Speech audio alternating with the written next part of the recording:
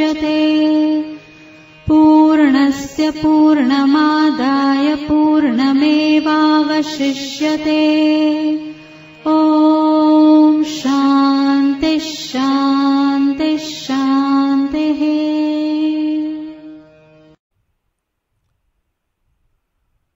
बोलो भक्तवत्सल भगवान की, सद्गुरुदेव भगवान की, श्री प्रेमपुरी जी महाराज की।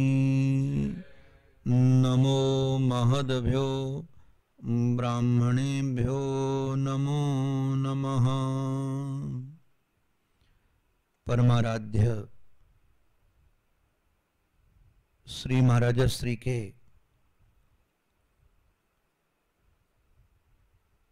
जीवन की कई विलक्षणताएं नहीं, कई महाराज श्री की रुचियां रहीं और कई रुचि न होने के बावजूद भी, संतों से अनुराग होने के बाद भी उन्होंने अपनी उनको रुचि बना लिया।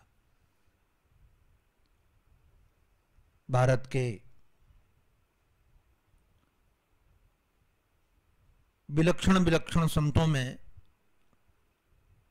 जिन महापुरुषों का नाम रहा, उन महापुरुषों में हमारे परमादरणीय प्रातस्मरणीय आचार्य महामंडलेश्वर श्री प्रेमपुरी जी महाराज का नाम भी अग्रगण्य है।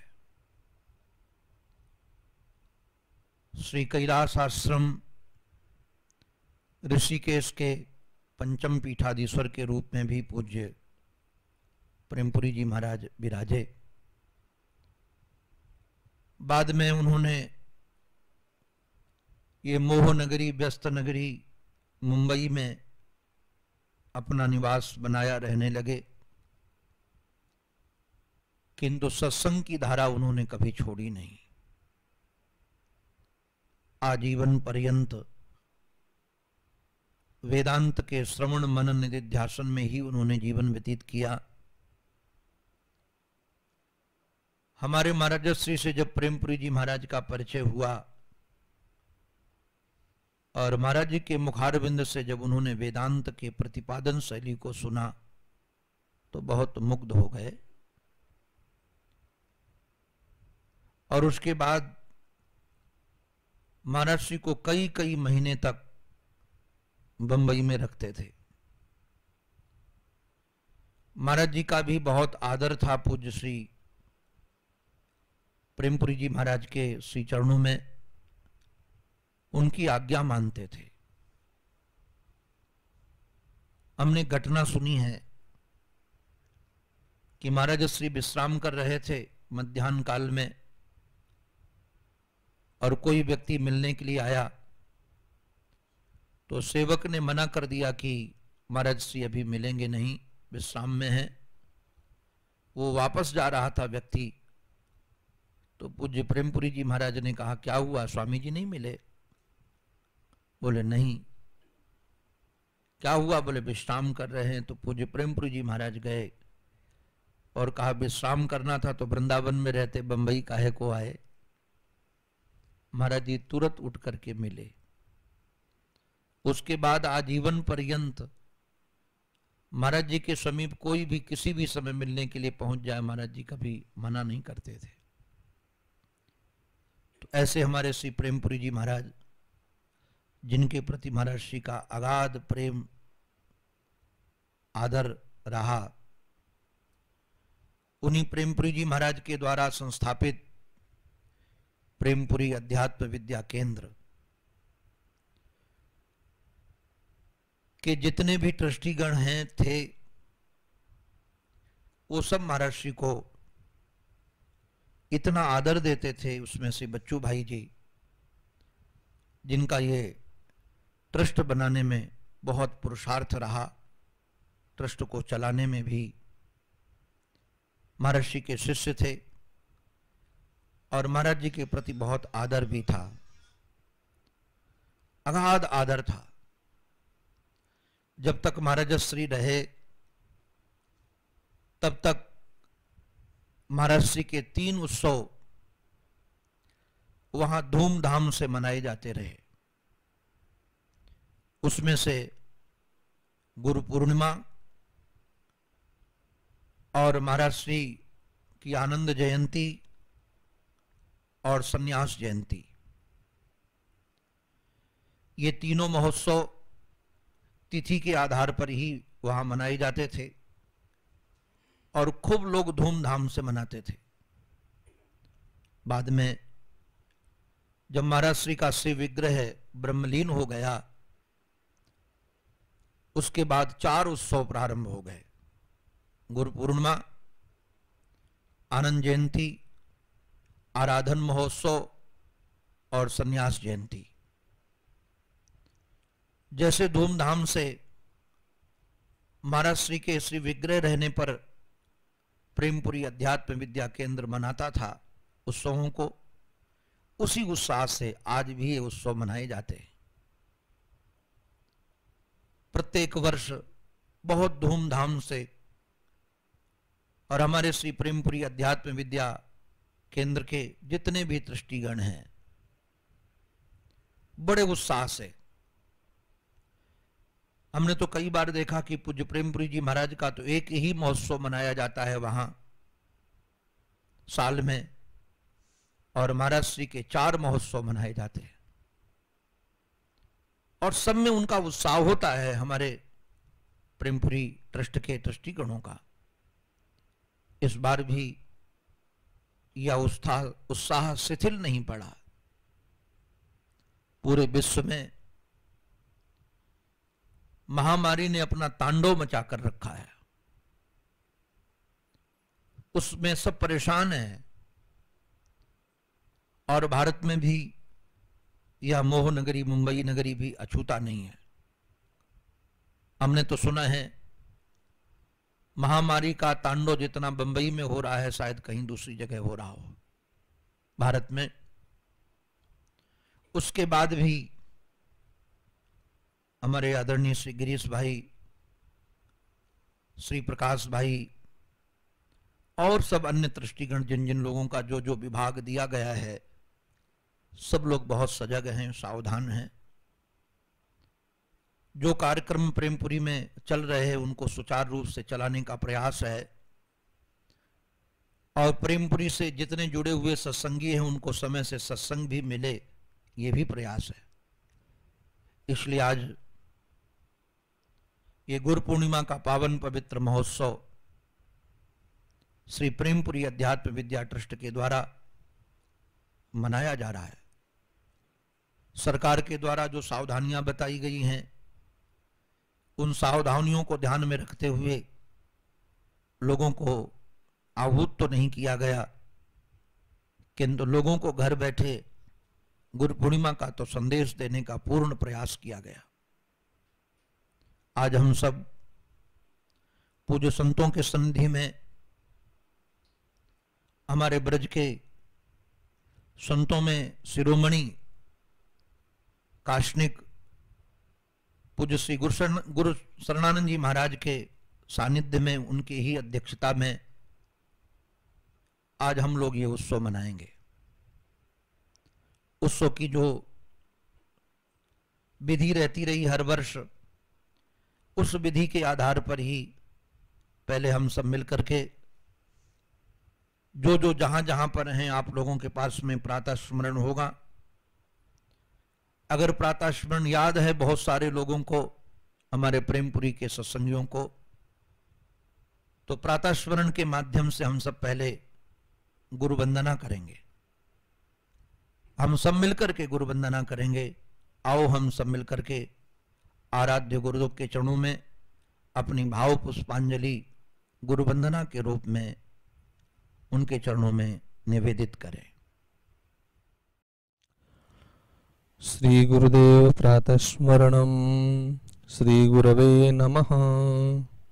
ओम जनानां यद्गानं भ्रमतिमिर्हानं वितनुते पदाम्भोजध्यानं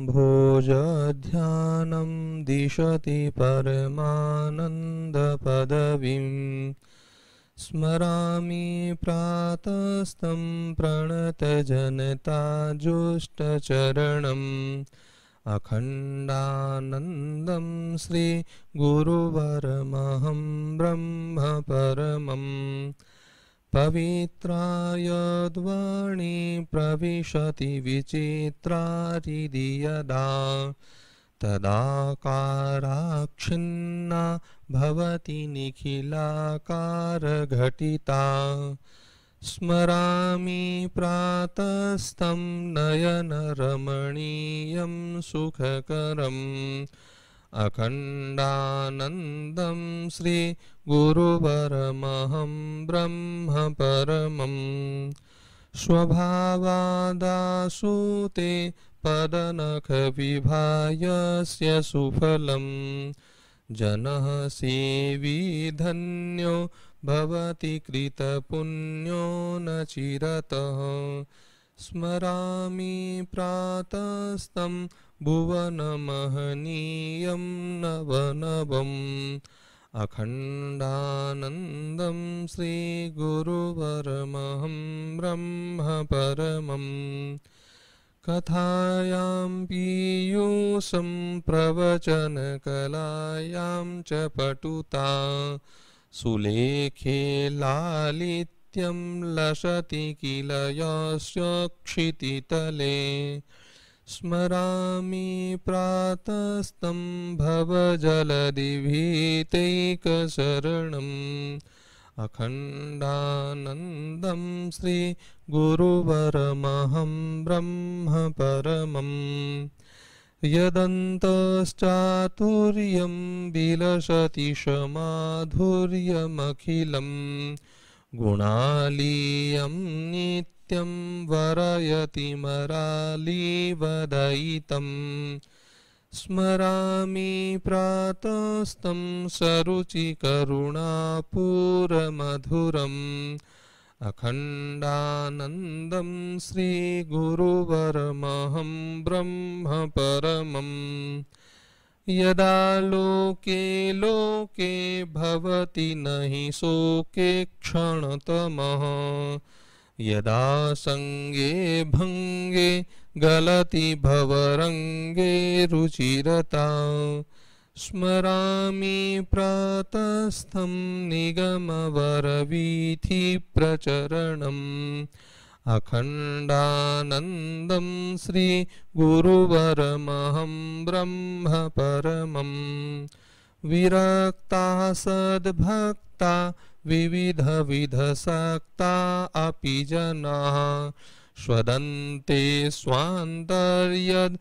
वरवचनपीयूषमनिशम् स्मरामि प्रातस्थं वचनरचनापाटवधरम् अखण्डानन्दं श्रीगुरुवरमहं ब्रह्म परमम् यदीयं कारुण्यं पतति गतपुण्येऽपि मनुजे तथा वाणी बिन्दुः पिबति भवसिन्धुं घटजनिः स्मरामि प्रातस्तं समविषमभेदैकदलनम् अखण्डानन्दं श्रीगुरुवरमहं ब्रह्म परमम् इत्यष्टकं भवमहानलतापहारी सायं प्रगे पठति यः सुखकारी नित्यम् लब्धव्यमासु लभते सजनोऽत्र नूनम् चिन्तामणिर्विजयते करुणा गुरूणाम्। हम सब ने भावपूर्ण हृदय से गुरु चरणों में गुरु वंदना के रूप में प्रातः स्मरण का पाठ किया। अब हम प्रार्थना करते हैं जिनके मुखारविंद से आप लोगों ने कई वर्षों तक उत्सव में रस लिया है। मुझे लगता है करीब 15 साल तक तो मैं जानता हूं लगभग हर चारों उत्सव में हमारे पूज्य श्री गोविंदानंद सरस्वती जी महाराज, जो महाराज श्री के चरण शरण में रहे, जो महाराज श्री की खूब सेवा की, वह महाराज श्री के साथ भी प्रेमपुरी अध्यात्म विद्या के उत्सव में शामिल होते रहे। बाद में तो उनकी ही व्यवस्था में हम लोग चल कर के प्रेमपुरी में खूब धूमधाम से उत्सव मनाया है। इस बार यंत्र के माध्यम से उनका भी संदेश लेने का हमें अवसर मिला है। हमारे श्री गिरीश भाई का आग्रह था कि पूज्य स्वामी गोविंदानंद जी महाराज का भी आशीर्वचन मिले। हमारा अनुभव ऐसा है कि स्वामी जी के रोम रोम में महाराज श्री ही बसे हुए हैं। उनकी रहनी बहुत अद्भुत है। साधु जैसे रहता है वैसे रहते हैं। लगभग उनको जब कोई बात कहने के लिए कहा जाता है तो वह अपनी बात नहीं, महाराज श्री की ही बात रखते हैं। और महाराज श्री की बात शास्त्रीय है, इसलिए कोई भले ही प्रमाण न हो श्लोक का, किंतु महाराज श्री की वाणी ही श्लोक प्रमाण है, श्रुति प्रमाण है। तो महाराज श्री की वाणी के द्वारा पूज्य चरण श्री डॉक्टर स्वामी जी महाराज, गोविंदानंद जी महाराज हम लोगों को आशीर्वचन देंगे, महाराज श्री का संदेश देंगे। पूज्य स्वामी श्री गोविंदानंद सरस्वती जी महाराज।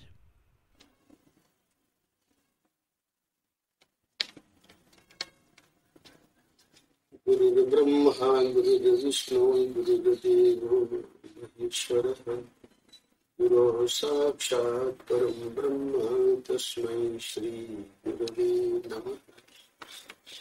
नारायण नारायण नारायण नारायण। श्री व्यास पूर्णिमा, जो गुरु पूर्णिमा के नाम से भी, बल्कि कहना चाहिए कि गुरु पूर्णिमा के नाम से ही ज्यादा प्रसिद्ध है, तो ये इस वर्ष की 2020 की जो व्यास पूर्णिमा है, इसकी ये विशेषता रहेगी कि इसमें जैसे अब हम बोल रहे हैं तो ठीक है, कुछ लोग हमारे सामने बैठे हैं, पर हर वर्ष की भांति जो गुरु पूर्णिमा मनाई जाती थी, ये प्रभु ने इस बार एक अपने ऐसे गण को भेजा है, तो वो गण अपना काम कर रहा है पूरे विश्व में। और ये कुछ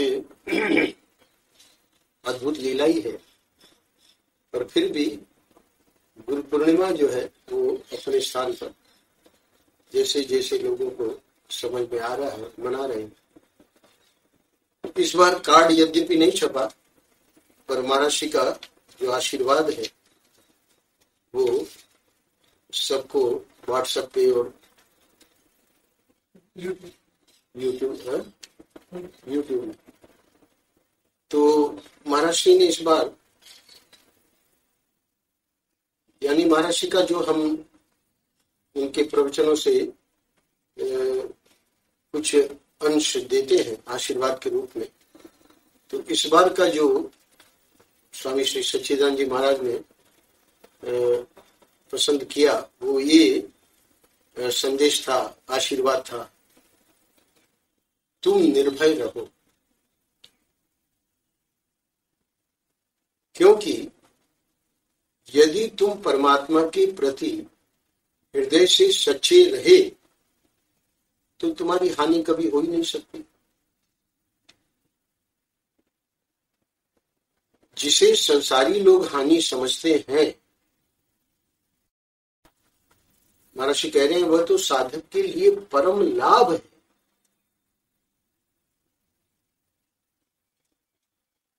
तो उनका जो हमारे लिए संदेश है वो यही है, तुम केवल अपने हृदय को शुद्ध रखो, उसमें यानी हृदय में संदेह और भय को मत आने दो। शुरू वहीं से हुआ था, तुम निर्भय रहो। अंतिम वाक्य है, भगवान तुम्हारे चारों ओर और हृदय में रहकर तुम्हारी रक्षा कर रहे हैं। तो आप देखें, ये जो महर्षि का संदेश कहिए, आशीर्वाद कहिए, जो भेजा गया है, इसमें महर्षि बता रहे हैं कि हमको निर्भय रहना है। अब हमारा ध्यान गया कि स्वामी सच्चिदानंद जी महाराज ने ये क्यों इसको चुनाव किया। बहुत से वाक्य थे, तो इसी वाक्य का चुनाव यानी इसी संदेश का चुनाव क्यों किया। ठीक है, जो धर्मात्मा है, सत्संगी हैं, जो अध्यात्म से जुड़े हुए हैं, उनकी तो बात छोड़ देते हैं, पर सामान्य रूप से देखते हैं कि ये जो भय है, विशेष रूप से इस समय जो ये महामारी, पेंडेमिक अंग्रेजी में, तो ये पेंडेमिक शब्द एपिडेमिक, पेंडेमिक, एंडेमिक ऐसे करके अंग्रेजी में कई शब्द है। तो ये पेंडेमिक यानी पूरे जो विश्व में फैल जाती है, तो निर्भय रहो।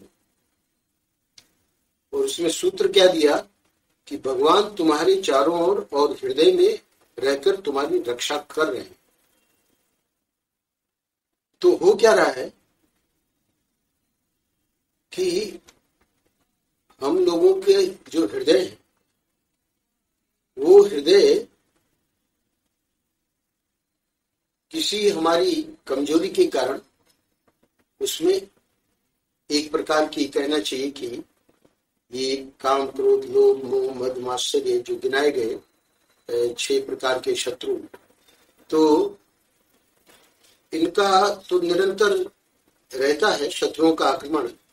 पर साधक की साधना यही है कि वो अपने हृदय को इन विकारों से अशुद्ध नहीं होने देता। तो इसलिए महर्षि कह रहे हैं कि 2 बातें हमें करनी है। तुम केवल अपने हृदय को शुद्ध रखो, उसमें संदेह और भय को मत आने दो। कैसे? भगवान रक्षा कर रहे हैं इस विश्वास के साथ। और इसके पूर्व में कहा कि निर्भय रहो, क्योंकि यदि तुम परमात्मा के प्रति हृदय से सच्चे रहे तो तुम्हारी हानि कभी हो ही नहीं सकती। संदेश छोटा सा है, पर इसकी व्याख्या में मतलब पूरा का पूरा अध्यात्म आ गया। आप पूछेंगे कि हानि कभी हो ही नहीं सकती। इतना ही नहीं, कह रहे हैं कि जिसे संसारी लोग हानि समझते हैं वह तो साधक के लिए परम लाभ है। तो आनंद जयंती का जो अब शायद दे दिया गया, तो आनंद जयंती का यहाँ भी है आनंद रस रत्नाकर में 11 जुलाई। तो इसी वाक्य की व्याख्या अगर महर्षि के शब्दों में सुननी हो तो महर्षि कहते हैं कि भजन सत्संग का फल यह नहीं है। अब ये आशीर्वाद महर्षि की, चूंकि 20 जुलाई को महर्षि का जन्मदिन है, तो ये गुरु पूर्णिमा और जन्मदिन, ये 2 उत्सव एक ही कार्ड में हम प्रतिवर्ष देते थे। और इस बार आनंद, ये जो श्री गुरु पूर्णिमा का जो मैंने पढ़ के सुनाया, ये पहले दे दिया गया और आनंद जयंती का अब दे दिया गया है। तो उसमें आनंद जयंती वाले में ये बात आई क्या कि लोग समझते हैं व्यापार में घाटा होना, स्वजन संबंधी हमारे कोई चले गए, अथवा मुकदमे में हम हार गए, या अपमान हो गया, अथवा रोग आ गया, तो ये सब हानि इनको मानते हैं। पर महर्षि ने आनंद जयंती वाले उसमें कहा है कि भजन सत्संग का फल ये नहीं है कि व्यापार में घाटा न होवे, या स्वजन संबंधी न मरे, या मुकदमे हारे नहीं, अथवा अयश अपमान न हो, अथवा रोग न आवे। ये सब तो प्रारब्ध के अनुसार आवेंगे ही। इसमें कोई किसी प्रकार का रोक नहीं लगा सकता। वो जो प्रारब्ध हमारा है तो आवेगा। तो फिर भजन सत्संग का फल क्या है? भजन सत्संग का फल यह है कि इन विपरीत स्थितियों के आने पर भी चित्त में विक्षेप न हो और अंतर में धैर्य एवं शांति बनी रहे। तो इसलिए यहाँ परम पूज्य महाराज श्री गुरु पूर्णिमा के संदेश में कह रहे हैं कि यदि तुम परमात्मा के प्रति हृदय से सच्चे रहे तो तुम्हारी हानि कभी हो ही नहीं सकती। हाँ, ये बात जरूर है कि संसारी लोग इसको हानि समझते हैं, जो गिनाए गए हैं व्यापार में घाटा वगैरह। तो साधक के लिए तो वो परम लाभ है। क्यों? क्योंकि व्यापार में समझो कि मार उन्नति हो रही है, और है ना, और ज्यादा प्रवृत्ति, और ज्यादा उसमें बेचारा है ना लगा है दिन रात। न खाने की फुर्सत है, न सांस लेने की फुर्सत है। तो अब वो जो प्रवृत्ति है, उस प्रवृत्ति में तो सब छूट गया। निशानंद गिरि जी महाराज बताते हैं कि एक व्यक्ति भजन करता था, बाद में उसकी उन्नति हो गई, तो अब उसको समय नहीं है। तो उसको पुजारी को कहा हमारी पूजा तुम कर दिया करो। तो अब ये क्या हुआ? यानी जो पूजा चल रही थी उसकी वो भी छूट गई। तो ये तो एक तरह से साधक के लिए हानि हो गई। वो जो उन्नति है वो हानि हो गई। और अगर हमारे साईं कोकिल के लोग यहाँ बैठे हैं उस परंपरा के, तो गिरिराम जी महाराज को पता लगा कि जिस व्यापार में हाथ डालते हैं उसी में हानि हो रही है, तो महाराज के पास गए बड़ी प्रसन्नता के साथ और बोले कि हमको ठाकुर जी ने पहचान लिया। महाराज ने पूछा कि कैसे? बोले कि हम जिस व्यापार जिस चीज में हाथ लगाते हैं उसी में घाटा लगता है, तो अब हम भजन करेंगे। और सचमुच में वो भजन में लगे। तो जिसे संसारी लोग हानि समझते हैं वो तो साधक के लिए परम लाभ है। तो श्री गुरु पूर्णिमा पर ये महाराज का इस बार का जो संदेश कहिए, आशीर्वाद कहिए, बहुत ही गजब का है। और थोड़ा सा मेरे सामने 10 साल पहले यानी 2010 में जो आशीर्वाद दिया गया था, तो वो भी सुन लें, व्याख्या नहीं करेंगे। गुरु के वाक्य का रखो, गुरु पर निर्भर रहो और निश्चिंत होकर संसार में दिन गुजारो। तुम्हें कभी भी विपत्ति का सामना नहीं करना पड़ेगा, तुम्हें कुछ मांगना नहीं पड़ेगा। जिसमें तुम्हारा मंगल हो उसकी व्यवस्था गुरु स्वयं करेंगे। नारायण नारायण नारायण। बोलो भक्तवत्सल भगवान की, सद्गुरुदेव भगवान की, श्री वृंदावन बिहारी लाल की। हरि ओम। विश्वं दर्पण दृश्यमान नगरी, तुल्यं निजान्तर्गतं पश्यन्नात्मनि मायया बहिर्भूतं यथा निद्रया। यः साक्षात् कुरुते प्रबोध समये, स्वात्मानमेवाद्वयम् तस्मै श्री गुरुमूर्तये नम इदं श्री दक्षिणामूर्तये। गुरुर्ब्रह्मा गुरुर्विष्णुः गुरुर्देवो महेश्वरः गुरुः साक्षात् परब्रह्म तस्मै श्री गुरवे नमः। नमो महद्भ्यो ब्राह्मणेभ्यो नमो नमः। गुरु पूर्णिमा के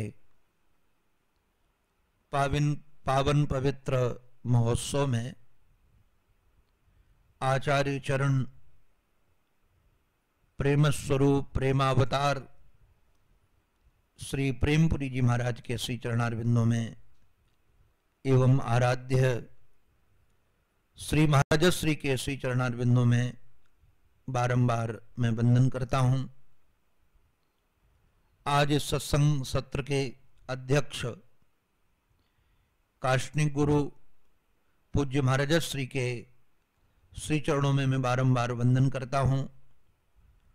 पूज्य डॉक्टर स्वामी जी महाराज, पूज्य विद्वत वृंद, प्रेमपुरी अध्यात्म विद्या सत्संग मंडल के द्वारा सत्संग प्राप्त करने वाले पूज्य सत्संगी वृंद, इस ट्रस्ट को संभालने वाले सारे संपूर्ण ट्रस्टीगण, आप सबके रूप में अपने आराध्य का ही दीदार करता हुआ आप सबको मैं बारंबार वंदन करता हूं।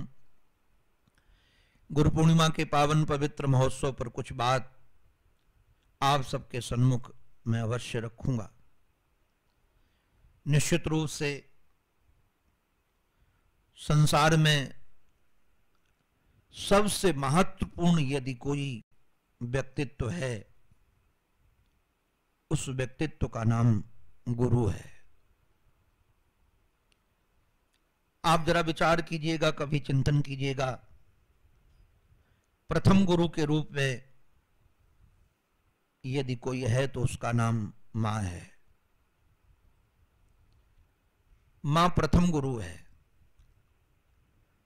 वही पिता की पहचान बताती है, वही बालक को शब्दोच्चारण सिखाती है, वही बालक को चलना सिखाती है। मां की भूमिका बेजोड़ है और गुरु रूप में तो कहना ही क्या है। उसके बाद हमारे जो संस्कार करते हैं सनातन धर्म में, जात कर्म संस्कार है, नामकरण संस्कार है, यज्ञोपवीत आदि संस्कार है। जो संस्कार करते हैं वो आचार्य चरण जो गायत्री मंत्र की दीक्षा देते हैं वो भी गुरु के रूप में ही वंदनीय है, गुरु के रूप में ही जाने जाते हैं। तीसरी ओर यदि हम बढ़ते हैं, जब हम पढ़ाई प्रारंभ करते हैं तो हमको प्रत्येक क्लास में अलग अलग ढंग से अलग अलग विद्या का जो दान करते हैं। हमारे आराध्य महाराजश्री तो एक बात कहते हैं कि एक अक्षर का दान करने वाला भी गुरु ही है। एक अक्षर प्रदातारम, एक अक्षर का दान करने वाला भी गुरु है। तो अलग अलग विषय के दान करने वाले बहुत सारे गुरुजन हमको मिले, किंतु इन सब गुरुजनों की अपेक्षा जो श्रेष्ठ गुरुजनों की चर्चा है, जिनका नाम हम श्री सद्गुरुदेव के रूप में रखते हैं। इन गुरुजनों की श्रृंखला में जो सद्गुरु का पाठ है वो बहुत बेजोड़ पाठ है। कारण क्या है? जो सामान्य सद्गुरु हैं, गुरुजन हैं, वो शब्द ज्ञान देते हैं, किंतु जो शब्दों का अभिप्राय है और जो शब्दातीत है, जो शब्दों का अभिप्राय है और जो शब्दातीत है, आत्मा परमात्मा, उसका भी दान गुरुजन करते हैं। वैसे तो आप सब सत्संगी हैं, परिचित हैं। यह गुरु पूर्णिमा पावन पवित्र महोत्सव पूरे भारत में नहीं पूरे विश्व में मनाया जाता है। इस बार इस भयंकर महामारी के कारण लोग अपने गुरुजनों तक नहीं पहुंच पा रहे हैं, और जो लोग नहीं पहुंच पा रहे हैं वह अपने स्थान पर बैठ करके ही अपनी भावांजलि, अपने हृदय के भाव अपने मानस से तो पहुंचा ही सकते हैं। हमारे पुष्टि मार्ग में तनुजा, वित्तजा और मानसी, ये 3 प्रकार की पूजा मानी गई है। तो 3 प्रकार की मानसी पूजा को लेकर के 2 पूजा और भी हैं। भले हम आज के विषम समय पर तन से नहीं पहुंच सकते, किंतु अपना धन तो गुरुजन तक पहुंचा सकते हैं। अपनी मानसी पूजा तो हम पहुंचा ही सकते हैं। आप सब अपने स्थान पर बैठ करके मन ही मन अपने गुरुजनों का चिंतन करें और उनके चरणों का प्रक्षालन करें, उनको तिलक लगाएं, माला पहनाएं, उनको वस्त्र अर्पित करें, उनको भोग अर्पित करें। निश्चित रूप से आप षोडशोपचार पूजा कीजिए अपने आराध्य गुरुदेव की। कई बार सन्मुख पूजा करने में तो कोई विधि में त्रुटि भी हो सकती है, वस्तुओं का अभाव भी हो सकता है, समय का अभाव होता है, वस्तु का अभाव होता है, स्थान का अभाव होता है, किंतु मानसिक पूजा करने में तो किसी प्रकार का कोई अभाव है ही नहीं। आप मानसिक पूजा करें। कारण क्या, ये ऐसे गुरु हैं जिन गुरुओं के द्वारा ज्ञान जो मिलता है वही हमें अभय को प्रदान करता है, अभयत्व प्रदान करता है, अभय का दान करता है। और जब तक हमारे जीवन में भय है तो चाहे कितनी संपत्ति हो आप सुखी नहीं रह सकते। जब तक आपके जीवन में भय है तब तक चाहे कितना बड़ा परिवार आपका हो आप सुखी नहीं रह सकते हैं।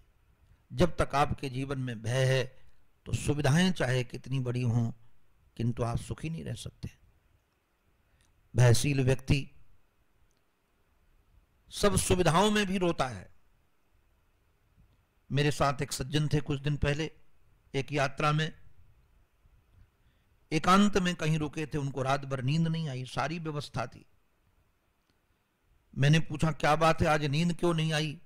बोले जंगल था, डर लगता था कहीं कोई जानवर आकर खा न जाए। सारी सुविधा थी, सारी सुरक्षा थी, किंतु भय ने उनको सोने नहीं दिया। आज भी विषम समय में भय है। कई लोग हमसे कहते हैं पता नहीं महाराज आपसे मुलाकात जीवन में होगी कि नहीं होगी, आपके पास दोबारा आ पाएंगे कि नहीं आ पाएंगे। ऐसी विषम व्यवस्था बनी। बंबई में ही कई लोग कह रहे हैं, क्योंकि उनको पता ही नहीं चलता कि रोग कब हमको आकर के पकड़ लेगा।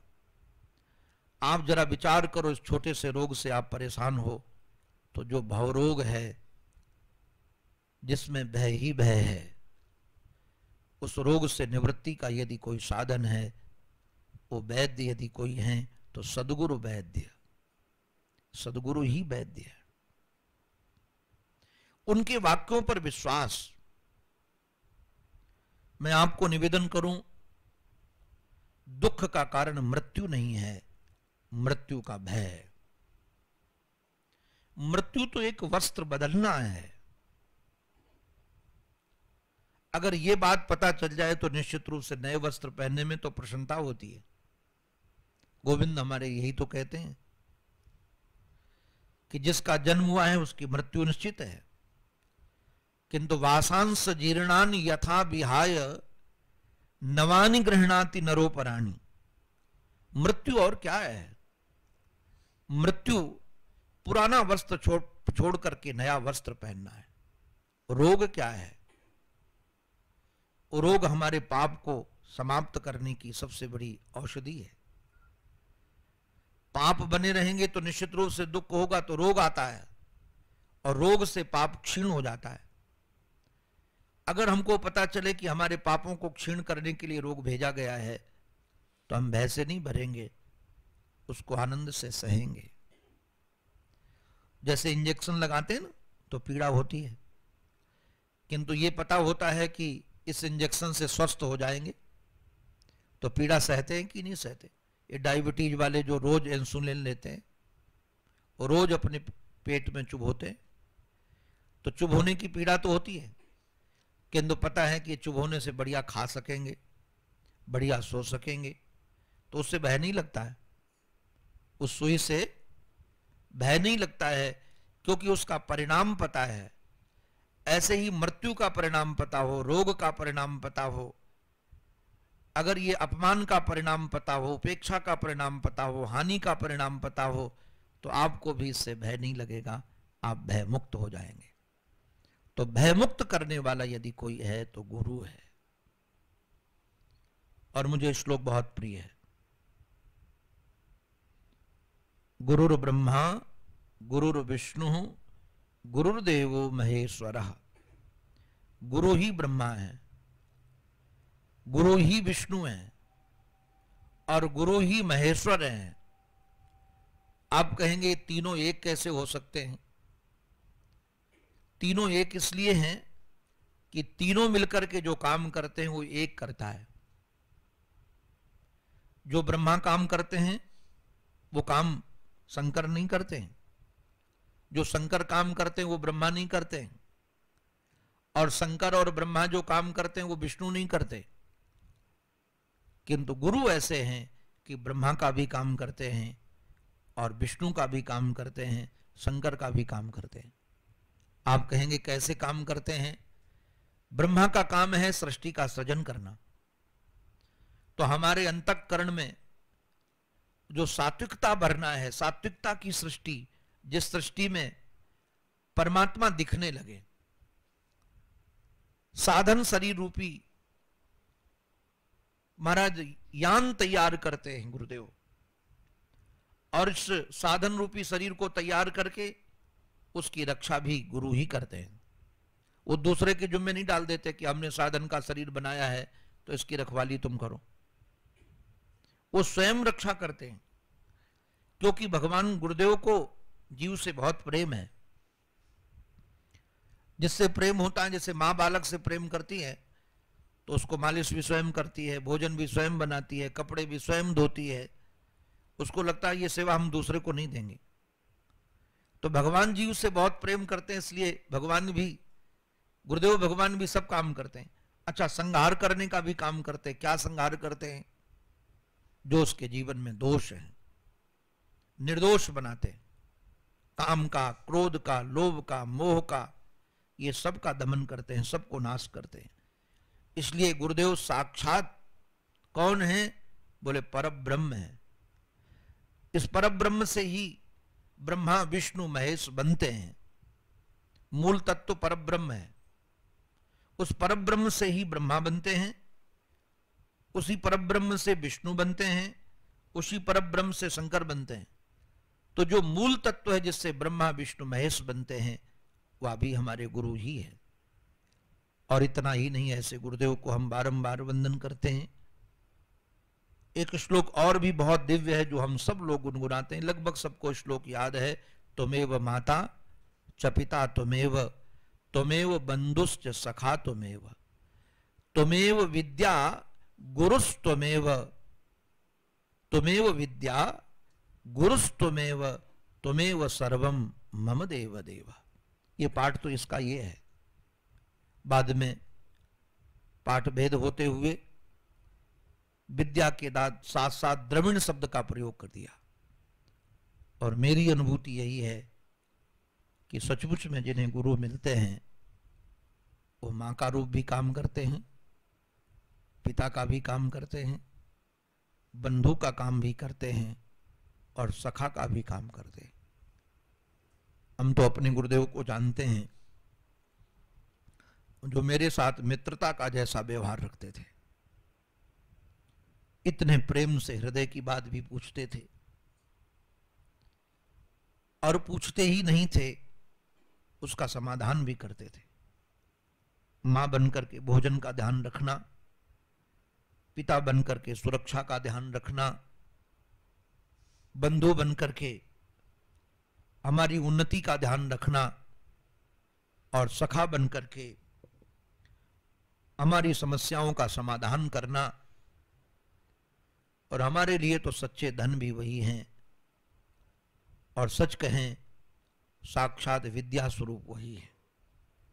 उन्होंने ही विद्या का दान किया और वह गुरु भी स्वयं वही हैं।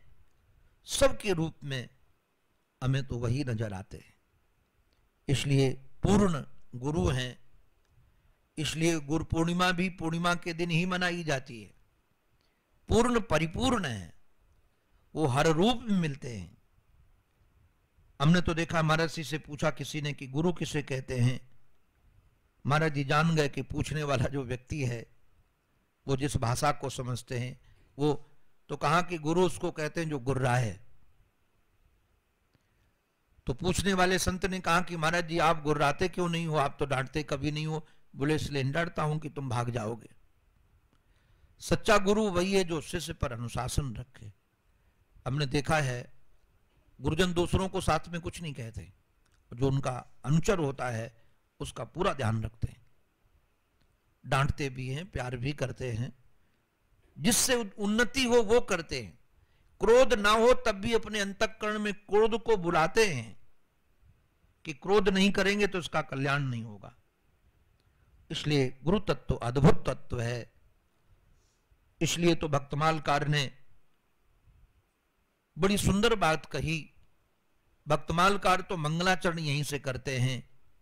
भक्त भक्ति भगवंत गुरु चतुर नाम बपु एक, इनके पद बंधन किए नासहि विघ्न अनेक। भक्त कहो, भक्ति कहो, भगवान कहो और गुरु कहो, ये चार अलग अलग बपू तो दिखते हैं, चार नाम अलग अलग दिखते हैं। भक्त अलग नाम लगता है, भक्ति अलग नाम लगता है, गुरु अलग नाम लगता है, गोविंद अलग नाम लगता है, किंतु चारों हैं एक ही। तो जो भक्त की सेवा करने से फल मिलता है, जो भक्ति को प्राप्त करने से फल मिलता है, जो भगवान को प्राप्त करने से फल मिलता है, वही फल गुरु को प्राप्त करने से मिलता है। इस गुरु पूर्णिमा के पावन पवित्र महोत्सव पर हम सब मिलकर के उस ज्ञान की प्राप्ति के लिए, जिसके प्राप्त होने के बाद कुछ प्राप्त करना शेष रहता नहीं है। गु शब्दस्तुंधकारोस्ति रु शब्दस्तन्निरोधकः अंधकार निरोधत्वाद गुरुरित्य विधीयते। ऐसे दिव्य तत्व को हम सब लोग प्राप्त करने के लिए गुरु का वरण करें, गुरु की सेवा करें तन से, मन से, धन से, और इस दिव्य ज्ञान को प्राप्त करें। ये गुरु पूर्णिमा महोत्सव मानो यही संदेश देने के लिए हमें प्रत्येक वर्ष मिलता है, जगाने के लिए जागो, पता नहीं कब जिंदगी की शाम हो जाए। इसलिए महोत्सव हम लोग बनाते हैं। अध्यात्मपुरी, ये अध्यात्म विद्या केंद्र प्रेमपुरी जी महाराज के चरणों में हम सब यह उत्सव मना रहे हैं। अब हम सब भाग्यशाली हैं जिनके मुखारविंद से अभी विगत दिवसों में आप गुरु तत्व की व्याख्या श्रवण कर रहे थे। सचमुच में गुरु तत्व को बताने वाला ही गुरु पूर्णिमा महोत्सव है। विगत कई दिवसों से पूज्य महाराज श्री से, महर्षि तो महामंडलेश्वर जी महाराज भी हैं और महामंडलेश्वरों के भी महामंडलेश्वर है, सब संतों के बहुत आदरणीय हैं। हमारे तो गुरु कल्प है पूज्य गुरु काशनी महर्षि के चरणों में मैं बारंबार प्रार्थना करता हूँ, वह भी हम सबको अपना आशीर्वाद देंगे। और महर्षि के आशीर्वाद के बाद इस गुरु पूर्णिमा महोत्सव को हम लोग यहीं पूर्णाहुति की ओर ले जाएंगे। अभी पूज्य महर्षि का आशीर्वचन हम सबको सुनने को मिलेगा। बोलो भक्तवत्सल भगवान की, सद्गुरुदेव भगवान की जय। कृष्णाय वासुदेवाय हरये परमात्मने प्रणतक्लेशनाशाय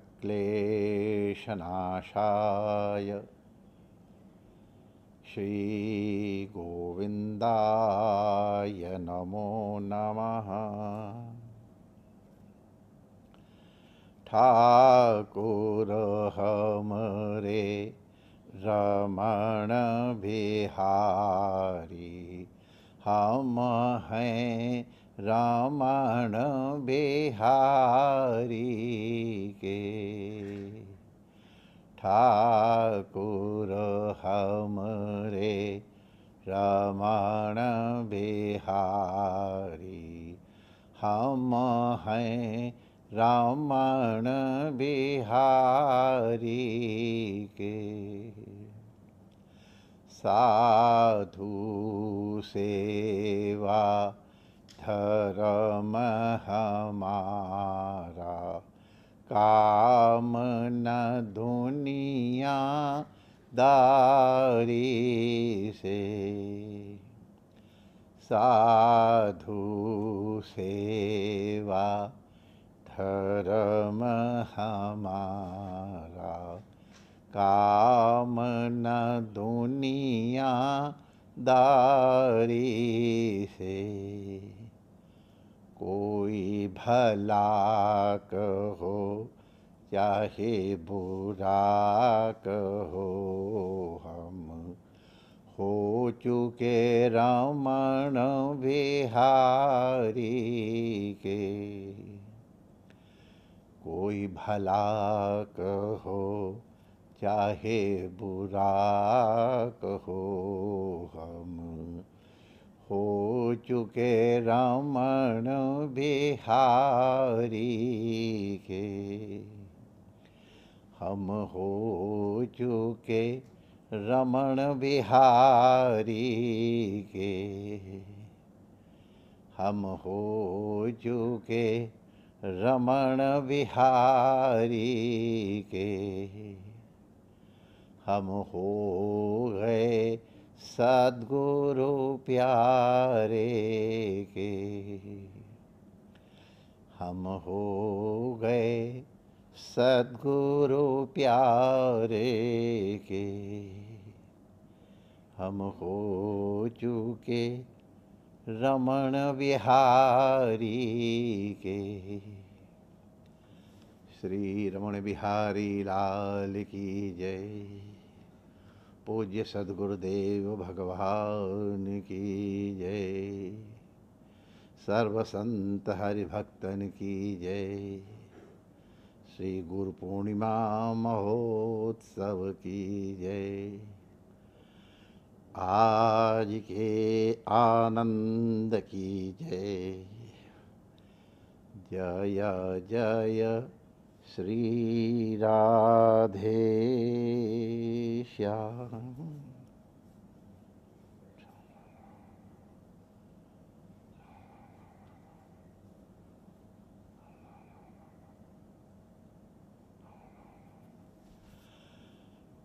नारायण नारायण नारायण नारायण। तस्मात् गुरुं प्रपद्येत जिज्ञासु श्रेय उत्तमम्। शाब्दे परे च निष्णातं ब्रह्मणि उपसमाश्रयम्। तत्र भागवतान् धर्मान् शिक्षेत् गुरुर्वात्मदैवतः। अमाया अनुवृत्त्या ययि तुष्येत् आत्मदो हरिः। अद्भुत है। ये गुरु पूर्णिमा का प्रसाद है। हम लोग आज श्री नवयोगेश्वर संवाद के ब्याज से गुरु तत्व पर विचार करते हुए आज गुरु पूर्णिमा का प्रसाद प्राप्त कर रहे हैं। हम भी प्राप्त कर रहे हैं, आप भी प्राप्त कर रहे हो। तो हम लोगों ने कल तक विचार किया था कि किस प्रकार के गुरु के पास जाएं और कैसे जाएं। तो पहले लिखा गया है जिज्ञासु श्रेय उत्तमम। उत्तम श्रेय की प्राप्ति के लिए जिज्ञासु गुरुम प्रपद्येत। गुरु की प्रपत्ति करे, गुरु के समीप जाए, उनके चरणों में बैठे। इसकी हम लोगों ने यत्किंचित चर्चा की। गुरु के पास जाके करे क्या? आज इस चर्चा के द्वारा हम इस चर्चा का पटाक्षेप करेंगे।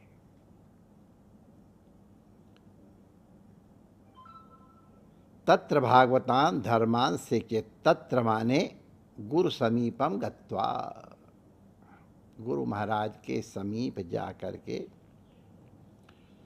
भागवतान धर्मान शिक्षेत,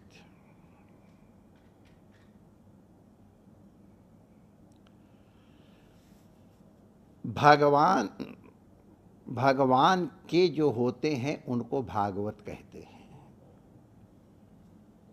भगवान की जो चीज होती है वो भी भागवत कहलाती है। भगवान के सेवक भागवत, भगवान की पुस्तक भागवत, भगवान के लिए किए गए कर्म भागवत कर्म, भगवान के लिए की गई पूजा भागवती पूजा। तो जो भगवत संबंधी धर्म है, हमारा आचरण कैसा हो, हमारा व्यवहार कैसा हो, हमारी बोली चाली कैसे हो, कि मासीत ब्रजेत के ऐसे उठना बैठना, तो इन धर्मों की शिक्षा गुरु से प्राप्त करे। उठना बैठना भी कैसे हो, ये भी गुरु की कृपा से ही आता है। कैसे बोला जाए, ये भी गुरु की कृपा से आ जाता है। कैसे सुना जाए, गुरु की कृपा से आता है। कैसे भगवान की पूजा या गुरु बताते हैं, कैसे प्रणाम किया जाए गुरु बताते हैं, कैसे पाठ किया जाए गुरु बताते हैं। हम लोगों ने इसके ऊपर तो खूब विशेष विचार किया है। भगवान का जप कैसे किया जाए गुरु बताते हैं। तो ऐसे गुरु के पास जाके भागवत धर्मों का शिक्षण प्राप्त करें। लेकिन कैसे शिक्षण प्राप्त करे, तो वो को दो एक बातें बताई गई हैं। आज इसको हम लोग गुरु पूर्णिमा का प्रसाद मान लें। संक्षेप में ही सही। गुरुआत्म दैवतः, गुरु एव आत्मा यस्य दैवतश्च, ऐसे व्यक्ति जिसका आत्मा भी गुरु हो और दैवता भी गुरु हो, उसको गुरुआत्म दैवता व्यक्ति कहते हैं।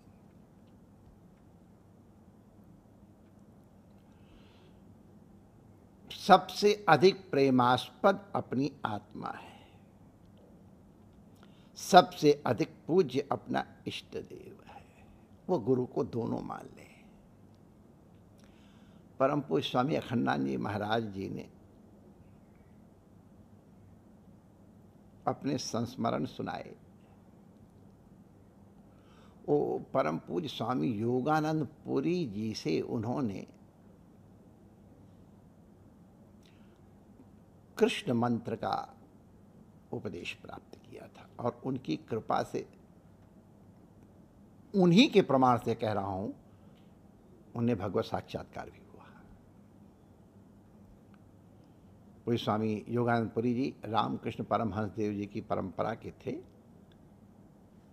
और ये स्मरण मैं करा रहा हूँ इसलिए कि उनकी कुटिया में, महाराज जी के गांव के पास में ही उनकी कुटिया थी गंगा तट पे, तो केवल उनके गुरुदेव का ही चित्र था, स्वामी योगानंद पुरी जी के। और वो अपने गुरुदेव के चित्र में ही वो ब्रह्मा विष्णु महेश जितने भी देवता हैं, पंच देवता हैं, सबकी उपासना अपने गुरुदेव के चित्र के माध्यम से ही करते थे, उसी में करते थे। बड़े अद्भुत पंडित थे, भागवत भी बहुत दिव्य और वेदांत के भी पंडित थे। महाराज जी को उन्होंने पहले एक कृष्ण मंत्र देने के पहले उनसे गायत्री का पुरस्चरण भी कराया। ये मैं इसलिए कह रहा हूँ कि गुरुजन कभी कभी शिष्य के ऊपर अनुग्रह करने के लिए उससे कुछ विशेष अनुष्ठान इत्यादि भी कराते हैं। ये गुरु की कृपा है। शिष्य के अंतःकरण में अनेक दोष हैं, मल है, विक्षेप है, आवरण है। आवरण तो गुरुदेव की कृपा से निवृत्त होगा, लेकिन मल और विक्षेप की निवृत्ति के लिए साधक को स्वयं प्रयास करना पड़ता है। किस कर्म का प्रायश्चित, ये समाधान किस तरह होगा, ये गुरुदेव जानते हैं। आप लोगों ने इतिहास में, उपनिषद में भी, महाभारत में, अन्यत्र भी उद्दालक अरुणी का नाम सुना है। आपने वेद का नाम सुना है। भगवान गुरुदेव ने किस किस तरह से अपने शिष्यों को कठिन से कठिन सेवा में लगाया। तो गुरु को सेवा की बात नहीं थी, अभी हम लोग चर्चा करेंगे। शिष्य के कल्याण के लिए यही अरुणी, उद्दालक, ये सब बड़े बड़े विद्वान महापुरुष साक्षात वेद के सत्य के दर्शन करने वाले हुए हैं, ऋषि की तरह हुए। तो गैया चराने भेज दिया और फिर किस तरह से उनकी भिक्षा के ऊपर नियंत्रण किया, वो कथा लंबी है। पहले भिक्षा के लिए रोका, फिर दोबारा भिक्षा करने के लिए भी मना किया, फिर वो दूध पी लेता उसको भी मना किया, फिर इसके बाद दूध का फेन चाटने लग गया, उसको मना किया। वो बेचारा भूखा था, आग के पत्ते खाया, गर्मी की, आंखें उसकी फूट गई, कुएं में गिर गया। कितना क्रूर कर्म गुरु का लगता है। शिष्य आया है और उसको भोजन पानी की कोई व्यवस्था नहीं, बल्कि भोजन पानी की व्यवस्था है उसको भी बंद कर दिया। अंधा हो करके शिष्य कुएं में गिर गया। अब गुरुदेव कृपा करके आते हैं वहां। क्या हुआ बेटा? गुरुदेव अपने कर्म के विभाग से, मैंने आग के पत्ते खाए थे, उससे मेरी आंखों की ज्योति समाप्त हो गई और मुझे मार का भान नहीं रहा, मैं कुएं के अंदर गिर गया। अच्छा बस तुम अश्विनी कुमार की स्तुति करो। अश्विनी कुमार की स्तुति की, और अश्विनी कुमार की स्तुति करने से ये देवताओं के वैद्य हैं। उन्होंने प्रसन्न होकर उनसे कहा, ले मालपुआ खा लो और तुम स्वस्थ हो जाओ, तुम्हारे नेत्र ठीक हो जाएंगे। उनका, मैं गुरुदेव की आज्ञा के बिना तो नहीं खाऊंगा। अरे बेटा, मैं देवताओं का नहीं, गुरुदेव की आज्ञा होगी तभी खाऊंगा। तो फिर गुरुदेव भगवान कर बाहर आए, गुरुदेव ने अनुमति दी। वो अपूप खाया, अपूप माने मालपुआ खाया, उनकी नेत्र की ज्योति हो गई। गुरुदेव के नेत्रों में आंसू हो गए। वत्स, तुम अपनी परीक्षा में सफल रहे, तुम्हारे कर्मों का क्षय हो गया, तुम्हें सारे शास्त्र पढ़े हुए से लगेंगे, हर वस्तु तुम्हें हस्तामल होगी। गुरु की कृपा हो गई। अब इसको कहेंगे कठोर कृपा कह लो चाहे, लेकिन कठोर गुरु की कृपा कभी कठोर होती ही नहीं, बड़ी मृदुल होती है। कबीरदास जी कहते हैं कि गुरु कुम्हार है और शिष्य घड़ा है। बाहर से दिखता है कि बड़ा पीट रहा है, लेकिन उसके अंदर गद्दी होती है। ऊपर से पीटता हुआ दिखाई पड़ता है, लेकिन अंदर से आश्रय देता है। गुरु की कृपा है। तो हम लोग चर्चा चला गुरुवात्म दैवतः, ये प्रसंग उसमें आ गया पूज्य स्वामी योगानंद पुरी जी के स्मरण में, और उसको हम लोग सिंहावलोकन न्याय में फिर देखेंगे। तो सारे के सारे इष्ट देव के रूप में हम अपने गुरुदेव को ही देखें, और सबसे अधिक प्रेमास्पद भी हम उनको ही माने। जैसे आत्मा सबकी अत्यंत प्रिय होती है, उसी तरह गुरुदेव भी हमारे अत्यंत प्रिय हो जाएं, वही हमारे इष्टतम हो जाएं। तो इष्टतम और परम प्रेमास्पद दोनों का समानाधिकरण्य गुरुदेव में हो जाए, जिसको ऐसे व्यक्ति को कहते हैं गुरुवात्म दैवतः। वो गुरुवात्म दैवत है। तो वहां जाके क्या करे?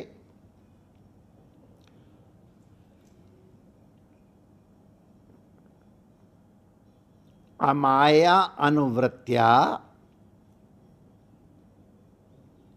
माने अनुवृत्ति के द्वारा। कैसी अनुवृत्ति? अमाया,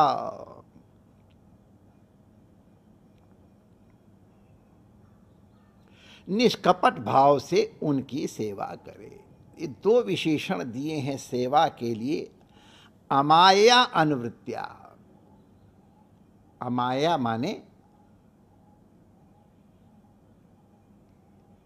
कपट रहित, अनुवृत्ति माने कपट रहित सेवा के द्वारा उनको प्रसन्न करने की चेष्टा करें। देखो माय डियर, जगत में तो ठग विद्या चलती है, लेकिन गुरु के पास ये ठग विद्या कभी नहीं चलाना। बहुत हानि होती है। गुरु के साथ कपट कभी नहीं करना। हमारे बनारस की कहावत, गुरु से कपट मित्र से चोरी, और फिर उसका फलादेश कहते हैं, वो हम नहीं कहना चाहते आज गुरु पूर्णिमा के दिन। कई लोग गुरु के पास आके भी अपना स्वभाव नहीं छोड़ पाते। अगर गुरु के पास भी तुमने अपनों को अमाय नहीं बनाया, तो फिर कहीं तुम्हारी माया के छूटने का उपाय नहीं है। तुम जैसे हो वैसे गुरु के सामने हो जाओ, नंगे हो जाओ ना सर्वथा, कोई पट नहीं। नंगे होने से तात्पर्य मेरे वस्त्र के निवारण का नहीं है। जो तुमने का पट रखे हुए हैं, अब उन पटों को दूर कर दो। हम क्या है, जैसे वैसे आ जाए गुरु के पास ना। गुरु ने कब कहा है कि तुम एकदम पवित्र होके हमारे पास आओ? शायद क्राइस्ट के शिष्यों को किसी ने कहा, ये तुम्हारा एक ऐसा है जो उसके पास तो लुच्चे लफंगे और इसी तरह के लोग जाते हैं। तो उन्होंने कहा, डॉक्टर के पास स्वस्थ आदमी थोड़ा जाएगा, डॉक्टर के पास तो रोगी ही जाएगा। यही तो उनकी विशेषता है। तो जो पवित्र हो गया है, जो शुद्ध हो गया है, उसको गुरु के पास जाने की क्या जरूरत है? वो तो हो जाएगा पीछे, वो एक अलग बात है। अरे हम जैसे हैं, भले बुरे हम तेरे, गुरुदेव हम तुम्हारे, जैसे भी हैं हम तुम्हारे हैं, इस तरह शरणागति। कई लोग गुरु के सामने बड़े नाटक करते हैं कि अब आप लोग सब अगल बगल में देखते ही हैं, क्या पता आपकी भी थोड़ी थोड़ी ऐसी वृत्ति हो, लेकिन अगल बगल में तो बहुतों को देखते हैं। तो ये माया गुरु के सामने न करे। जैसे तुम हो वैसे के वैसे हमारे व्याकरण के प्रातिपदिक रूप में हो जाओ। तो कोई माया मत करो कि मैं इतना भजनानंदी हूँ, मैं इतना सेवा करता हूँ, मैं सब कुछ जरूरत नहीं है। अपने पांडित्य इत्यादि का अभिमान भी छोड़ दो। When you come to a सदगुरु, unlearn what you have learned so far। सब फूल के पास अमाया। और अमाया अनुवृत्त्या, वृत्ति माने काम, अनुवृत्ति माने सेवा। अपने गुरुदेव की सेवा करें। सेवा का तात्पर्य है गुरु की इच्छा के अनुसार हमारी प्रत्येक चेष्टा हो जाए।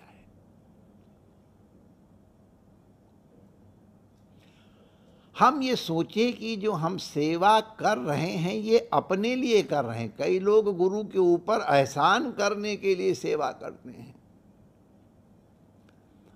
हम नए नए आए थे तो संभवतः हमारी पहली गुरु पूर्णिमा होगी। ये हम निंदा करने के लिए नहीं कह रहे हैं, क्योंकि मैं नाम आप तो बता ही नहीं रहा हूँ, इसलिए निंदा नहीं है। लेकिन हम सतर्क हो जाएं, ऐसी गलती न करें। तो एक हमारे बूढ़े गुरु भाई थे, तो वो 100 रुपये चढ़ाए। 100 रुपये का नोट उस समय बड़ा इम्पोर्टेंट हुआ करता, 100 रुपया कोई चढ़ाए तो बड़े ऐसे ढंग से निकाल रहे थे। तो हमारे गुरु भाई महंत जी उस समय वो समझ गए, महाराज जी ये स्वामी जी 100 रुपया चढ़ा रहे हैं। तो महाराज जी उनकी तरफ देख करके मुस्कुरा दिए। मुझे लगा हाँ, उनकी अभिलाषा कि वो महाराज जी को दिखाना चाहते हैं कि मैं 100 रुपया चढ़ा रहा हूँ। तो 100 रुपया, तो हमारा तात्पर्य है सेवा प्रकट नहीं की जाती है। प्रकट नहीं करो, कपट नहीं करो माय डियर। सेवा करते समय सेवा गुरु के ऊपर एहसान करने के लिए नहीं होती, अपने कल्याण के लिए होती है। अभी हमने विश्व सेवकों के नाम सुने हैं माय डियर। तो गुरु की कृपा से, उनके अनुग्रह से शिष्य वो है जो गुरु के मन की बात जान जाए। हमने देखा है, हमारे पूज्य गुरु भाई गुरुसेवान जी महाराज थे, उनको हमने देखा, अद्भुत उनकी सेवा थी। गुरुदेव के प्रति शरणागति उनकी हमने अद्भुत देखी। गुरुदेव के मन में जो आता था पता नहीं कैसे उनको भान हो जाता था, गुरुदेव कहें उसके पहले पहले तो कर देते थे। तो उत्तम शिष्य वो है जो गुरु के चित्त की समझ करके सेवा कर दे, और इशारे से जो करे वो थोड़ा उससे अलग, लेकिन बहुत उत्तम है। गुरु का इशारा समझ जाए और कर ले। और जो कोई प्रोक्तकारी है, गुरु ने आज्ञा की और उसको दौड़ के बड़ी प्रसन्नता पूर्वक आलस्य रहित हो करके की, उसको मध्यम शिष्य कहा है। गुरु की हर आज्ञा का पालन करता है, उत्साहपूर्वक करता है, लेकिन कहने पे करता है, वो मध्यम है। और अधमः अश्रद्धया कुर्यात्, अधम शिष्य वो है जो अश्रद्धा पूर्वक करता है। करता तो है लेकिन अश्रद्धा पूर्वक, वो अधम शिष्य है। और जो गुरु की आज्ञा का पालन न करे उसको तो शिष्य ही नहीं कहना चाहिए, क्योंकि शिष्य का मतलब है जो गुरु का आज्ञा का पालक हो, पालन करने वाला हो। तो ये सेवा अपने लिए होती है। कई लोग, महाराज अगर हम चले जाएंगे तो आपका काम कैसे चलेगा? तुम्हारे गुरु तुम्हारे ऊपर डिपेंडेंट है, ये मत समझो। मैं आपको यथार्थ कहता हूं, गुरु की सेवा करने का अवसर मिले ढूंढो। अगर तुम सेवा नहीं कर पाए समय पे तो दूसरा चूक जाओगे, दूसरा मौका ले जाएगा, तुम धरे रह जाओगे। जब भी अवसर हो गुरु की सेवा करो, लेकिन किस लिए करो? अपने लिए करो। गुरु की अमाया अनुवृत्ति करने से क्या मिलती है? यही स्तुष्येत आत्मदो हरि।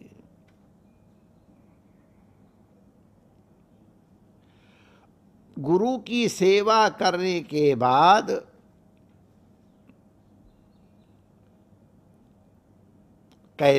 भगवान उससे भक्त के ऊपर प्रसन्न हो जाते हैं और अपनी आत्मा को भी प्रदान कर देते हैं। माने सेवा पूजा तो गुरु की हो रही है और प्रसन्न हो रहे हैं भगवान। हम एक बार ब्रज यात्रा में जा रहे थे और ब्रज यात्रा में हमारे संग गऊएं चलती हैं। मथुरा कैंट में जहाँ काली माता का मंदिर है, वहाँ गैया लोग, हमारी गैया पीढ़ियों से यहीं पैदा हुई हैं और यहीं उनको समाधि मिली है, वो कहीं जाके राजी नहीं है। हम ब्रज यात्रा के लिए जा रहे थे तो गैया जाए नहीं, तो संतराम भाटिया थे हमसे कहे महाराज गैया तो नहीं जाएंगी, अभी बस के नीचे आ जाने वाली थी गाड़ी। तो हमने कहा भैया तुमसे किसने कहा गैया को बांधो? अरे बांधेंगे नहीं तो जाएंगे कैसे? तुम गैया छोड़ दो। तो क्या करूं? तुम बछड़े को बांध लो, तुम बछड़े को लेके चलो, गैया को छोड़ दो। माय डियर, यही हुआ है, सच्ची घटना है, सैकड़ों लोगों के सामने की घटना है। बछड़े को पकड़ के ले जाना आसान, बछड़े के पीछे पीछे गैया अपने आप चली गई, 84 कोस की यात्रा करके लौट के आए। तो मैंने कहा कहो माय डियर, वो गैया की सेवा के लिए बड़े अच्छे से। तो तात्पर्य क्या है? बछड़े को पुचकारो, बछड़े को खिलाओ और गैया खुश ठाठ से दूध देगी। तो जो अपनी आत्मा का भी दान कर देते हैं भक्त को, ऐसे आत्मदा भगवान आपके ऊपर प्रसन्न हो जाएंगे। तो गुरु आत्म तत्व का प्रदान करता है, ये बहुत विशेष बात है। यही बात कह के हम अपनी वाणी को इसलिए विराम देंगे कि पूज्य अभी स्वामी जी महाराज का भी आशीर्वाद होना है, तो इसलिए हम इसको यहीं पर 2-4 शब्द कह के वाणी को विराम देना चाहेंगे। तो भगवान का नाम है आत्मदः। गुरु भी आत्मदः है, गुरु भी अपने आप को देता है। कल उपनिषद की चर्चा करते करते हम लोगों ने देखा था, उपनिषद का तात्पर्य और नजदीक और नजदीक और नजदीक, सर्वथा नजदीक का तात्पर्य है अभेद। गुरु और शिष्य में कोई भेद नहीं रह जाता है। जो गुरु का स्वरूप है वही उसका स्वरूप है। गुरु ब्रह्म स्वरूप है तो शिष्य भी ब्रह्म स्वरूप हो जाता है। हमारे यहाँ जब सन्यास दीक्षा होती है और हमको उस दीक्षा का गुरु आज्ञा से आचार्य बनना पड़ता है, प्रेष मंत्र इत्यादि का उपदेश देना होता है, ये सब गुरु के आज्ञा से उनका यंत्र बन के किया जाता है, जिससे कि हमारे गुरु प्रसन्न हो, परंपरा प्रसन्न हो। तो माय डियर, जब वो प्रेष मंत्र श्रवण के बाद शिखा और सूत्र का विसर्जन करने के बाद अपने समस्त वस्त्र इत्यादि त्याग करके बाहर आता है, तो उसको तुम ब्रह्म रूप हो ऐसा कह करके गुरुदेव जिन्होंने दीक्षा दी है वो साष्टांग प्रणाम करते हैं, शिष्य को प्रणाम करते हैं। प्रेषोच्चारण मात्रेण नरः नारायणो भवेत्। तो गुरु अपने शिष्य को अपना गुरु बना लेता है, यही गुरु का गुरुत्व है। सामान्य सी चीजें गुरु के पास मांगने मत जाओ, मेरा मुकदमा कैसे हो जाएगा, मेरी बहू के बेटा कैसे हो जाएगा, ये सब चीजें अब गुरु से पूछोगे, हमारे जैसे गुरु से पूछोगे तो I am very much disqualified, मेरा कोई अनुभव ही नहीं है। बचपन का तो बाबा जी मैं कहाँ से बताऊंगा कैसे तुम्हारे नाती हो जाएगा। जो एक्सपीरियंस है उनसे पूछो। महाराज व्यापार नहीं चल रहा है तो किसी व्यापारी से पूछो। हम तो भीख मांगने के व्यापार जानते, बहुत बढ़िया जानते, वो सिखा देंगे, वो सीखना तो आओ। तो इन सब के लिए गुरु के पास नहीं जाना है। गुरु की उपसत्ति की जाती है, श्रेय उत्तमम, उत्तम श्रेय की प्राप्ति कैसे होती है, उनके विशेषण हमने सुना है। वो शब्दे परे च निष्णातम, जो पर ब्रह्म में निष्णात है वो ब्रह्मविद ब्रह्मैव भवति, वो ब्रह्म ही हो जाता है। और इसीलिए हमारे यहाँ मान्यता है गुरुर् ब्रह्मा गुरुर्विष्णु गुरुर्देवो महेश्वर, गुरु साक्षात पर ब्रह्म। गुरु पर ब्रह्म है। 2 दिन पूर्व के विचार के प्रसंग में आपसे निवेदन किया गया था कि शिष्य में गुरु का आधान होता है, गुरु अपने आप को शिष्य में प्रस्थापित करता है, गुरु बनाता है। नारायण ने जो ये अपनी गुरु परंपरा, नारायणम पदम भवम वशिष्ठम शक्तिम च तत्पुत्र पराशरम च इत्यादि, तो भगवान नारायण ने ब्रह्मा को उपदेश दिया तो वो ब्रह्म हो गए, भागवत हो गए। और ब्रह्मा ने सनकादि को, नारद आदि को दिया तो वो भी वही रूप हो गए। हाँ, एक ही दम फिर यहाँ बीच में स्मरण करा दें कि तुम गुरु सत्य कर किस लिए रहे हो, उसी के अनुसार फल प्राप्त होता है। श्रीमद् भागवत का उपदेश वही है, 100% वही है। लेकिन ब्रह्मा जी की अभिलाषा थी सृष्टि करने का, हमको आदमी में उसको पूरा करने की, तो भागवत सुनने के बाद वो सृष्टि कर्म में लग गए। नारद जी का संकल्प था गेहे गेहे जने जने भक्ति भाव प्रचार का, वो उसमें लग गए। श्री व्यास जी का भाव था लोकोपकार का, जनोत्थान का, वो उसमें संलग्न हो गए और उसमें सफलता मिली जरूर। और हमारे परीक्षित ने श्रवण की भागवत कथा, तो उनका केवल एकमात्र संकल्प था कि आसन मृत्यु करने वाले का कल्याण, आसन मृत्यु प्राप्त होने जा रही है जिसको, उसको अपना कल्याण कैसे हो, और इसीलिए उनको वो प्राप्ति हुई। तो गुरु के पास जाए, पहले तो जिज्ञासा करे कि हम पहले अपने को देख लो, मैं जा किस लिए रहा हूँ गुरु के पास। प्रथम दिन हमने आपसे बताया गुरु के पास बहुत सी चीज़ों के लिए जाया जाता है, लेकिन गुरु के पास जाए तो श्रेय उत्तमम, उत्तम श्रेय की प्राप्ति करे। तो पहले अपने मन में संकल्प दृढ़ करो। और माय डियर, जितनी कीमती चीज होगी उसका मूल्य भी उतना ही देना पड़ता है। ब्रह्म की प्राप्ति करनी है तो अपने आप को देना पड़ता है, अपना अहंकार देना पड़ता है। गुरु सत्य का एकमात्र अगर कोई हेतु हमारी समझ में आता है, अपने आप को गुरु के समर्पित कर दे, अपना आपा गुरु के समर्पित कर दे, अपना अहंकार समर्पित कर दे। पूज्य त्यागमूर्ति जी का एक छोटा सा फ्लैट था यहाँ हैंगिंग गार्डन के पास। वहाँ एक बार हम गए थे तो वहाँ बाहर लिखा था ईगो स्टैंड। तो मैंने पूछा इसका क्या मतलब है, हम समझ नहीं पाए थे इसलिए पूछे। तो क्या महाराज जी, शू स्टैंड का मतलब जहाँ शू उतारे जाए, हैट स्टैंड का मतलब तो जहाँ, अरे रे रे वाह, हाँ, यहाँ ईगो स्टैंड है। क्या है,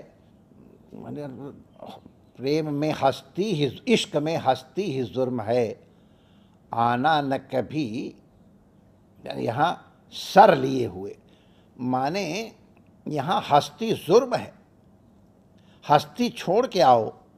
गुरु उपसत्ति अहंकार की निवृत्ति के लिए होती है, अधिकार की निवृत्ति करके आओगे, अभिमान रहित होके आओगे गुरुदेव शरण में, तो उपदेक्षन्ते ते ज्ञानम ज्ञानिनः तत्वदर्शिनः, तत्वदर्शी महापुरुष आपको परम ज्ञान का उपदेश देंगे, जिससे दुखों की आत्यंतिक निवृत्ति पूर्वक परमानंद की प्राप्ति होगी। हमने पहले भी कहा था, पुनः निवेदन कर रहा हूँ, गुरु ब्रह्मा गुरु विष्णु गुरु देवो महेश्वरा का तात्पर्य क्या है कि जो नारायण हैं वही ब्रह्मा हैं, वही नारद हैं, वही व्यास हैं, शुक हैं, जो हमारे गुरुदेव हैं वो, ये उनमें वही तेज परंपरा से चला आ रहा है। उस तेज को हम प्रणाम करते हैं, उस अंधकार के निवारक तत्व को हम प्रणाम करते हैं, जो नाना रूप में दर्शन देता है। हम प्रेमपुरी जी महाराज को उसी दृष्टि से देखते हैं, परम पूज्य स्वामी अखंडानंद जी महाराज को उसी दृष्टि से देखते हैं। उड़िया बाबा को उसी दृष्टि से देखते हैं और पूज्य श्रवणानंद जी महाराज को भी उसी दृष्टि से देख रहे हैं, क्योंकि इनमें भी तो वही तेज चला आ रहा है। तो उस परम तत्व को पूज्य श्रवणानंद जी के रूप में उस परंपरा को मैं प्रणाम कर लेता हूँ। सभी का जिनका मैंने स्मरण किया है, या आप भी गुरु के कृपा पात्र, तो आप में भी तो वही तेज प्रकाशित हो रहा है। भले आप सामने नहीं हो, लेकिन फिर भी आप हमारे सामने हो।